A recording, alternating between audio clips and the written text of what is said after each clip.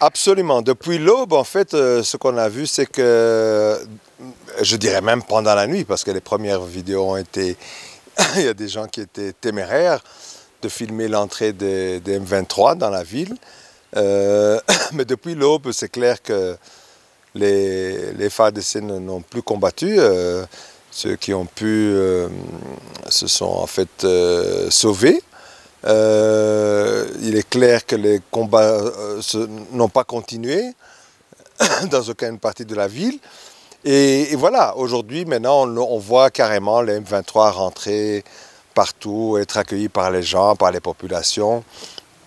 Et je dirais que c'est très intéressant de voir qu'il y avait quand même des gens, des caméras pour prendre ça, parce que, je veux dire, que ce soit Kinshasa ou d'autres, je dirais, chancelleries occidentales, annoncer l'Armageddon carrément, comme quoi ça allait être un désastre, des tueries et tout ça, mais ce que nous avons vu là, c'est plutôt que les gens sont heureux de les recevoir.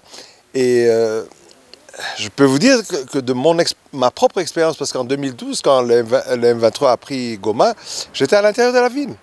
Et c'est à peu près le même scénario, je dirais. Et je crois que la plupart des gens, maintenant, se disent qu'ils vont pouvoir dormir leur nuit et être en paix. Donc, je veux dire, tout ce qu'on nous avait annoncé à partir de l'Europe, de l'Occident, je dirais, sur le désastre que ce serait, ben, rien ne s'est révélé. Ça a l'air plutôt d'aller même mieux qu'avant que le M23 n'arrive. Que deviennent les militaires qui se rendent? Parce qu'on en a vu qui marchaient, les fusils en l'air, avec les deux bras en l'air. Qu'est-ce qu'ils deviennent? Est-ce qu'il y en a qui arrivent à fuir au Rwanda ou qui sont désarmés tout simplement au Congo, à Goma même? Oui. En fait, bon, déjà, c'est ce que les gens peut-être n'avaient pas compris c'est peut-être ce que les gens n'avaient pas compris quand le M23 avait pris le Minova. Ça veut dire qu'en fait, ils avaient encerclé plus ou moins le Goma en forme de U, je dirais, en laissant une seule porte de sortie au cas où on arriverait à cette position que les FARDC doivent se rendre.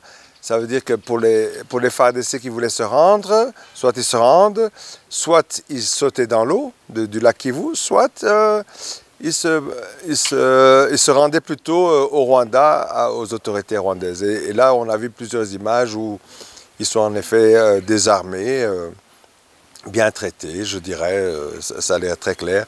Je dirais que la grande question, c'est qu'est-ce qui va arriver avec les FDLR? Où sont les FDLR?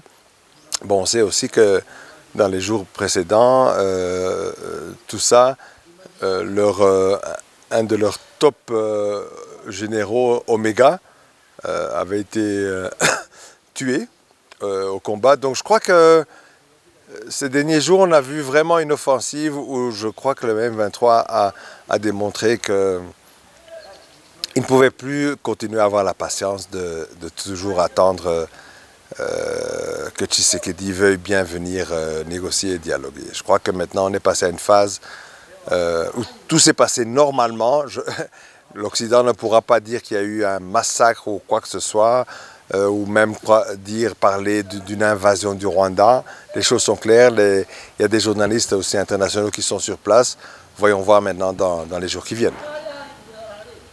Que deviennent les militaires de la MONUSCO et de la SADC qui s'étaient rangés aux côtés des FARDC? Bon, tout le monde est dans le camp de la MONUSCO. De toute façon, l'M23 n'est pas intervenu là-dedans. Mais c'est une bonne question parce que je veux dire, la MONUSCO avait quand même pris part au combat aux côtés des FARDC et du FDLR et de Wazalendo, ainsi que la SADC. N'oublions pas aussi qu'ils ont perdu des soldats là-dedans. Ils ont eu qui sont tombés au combat. Maintenant, la question c'est est-ce qu'eux-mêmes ne devraient pas être désarmés? Mais bon, on va voir tout ce qui se passe dans les jours qui suivent et on verra.